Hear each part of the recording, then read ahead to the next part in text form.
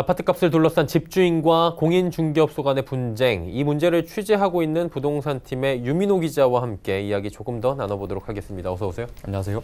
예, 수도권 곳곳에서 집값 두고 기싸움 벌어지고 있는 건데 이에 대한 분위기를 조금만 더 전해주시죠. 네, 지난해부터 수도권을 중심으로 집값이 요동치면서 아파트 입주자 모임으로 대표되는 집주인들과 이 단지 주변 상가에 있는 공인중개업소 간 갈등이 잦아지고 있습니다. 이 집주인들은 당연히 비싸게 집을 내놓고 싶고 중개사들은 될수록 낮은 가격에 매물을 올려서 수요자를 끌어들여야 하기 때문에 이 격차가 갈수록 벌어지고 있는 겁니다.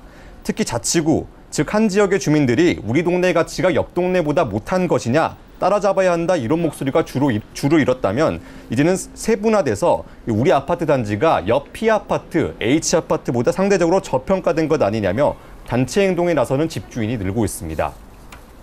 이 현장에서 이야기를 주로 들어봤는데 주로 SNS나 인터넷 커뮤니티 소통에 능한 젊은 집주인들이 뭉쳐서 단체 행동에 나서고 있는 것으로 파악됐습니다.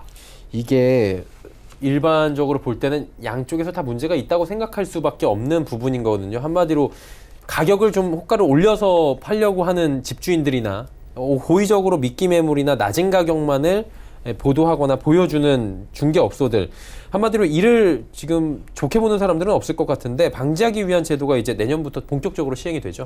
네, 그렇습니다. 앵커께서 앞선 리포트에서 말한 것처럼 부동산, 특히 우리 삶과 직결되는 집값은 수요와 공급에 따라서 결정돼야 합니다.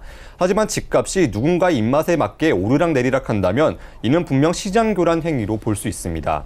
정치권도 이를 부동산 시장을 망가뜨리는 것으로 보고 지난해부터 공인중개사법 개정안을 활발하게 발의했습니다. 올해 국회 문턱을 넘어서 내년부터 본격적인 시행을 앞두고 있는데요. 2월부터 집값 시세에 부당 영향을 줄 목적으로 공인중개사들의 업무를 집단적으로 방해를 하면 처벌받을 수 있습니다.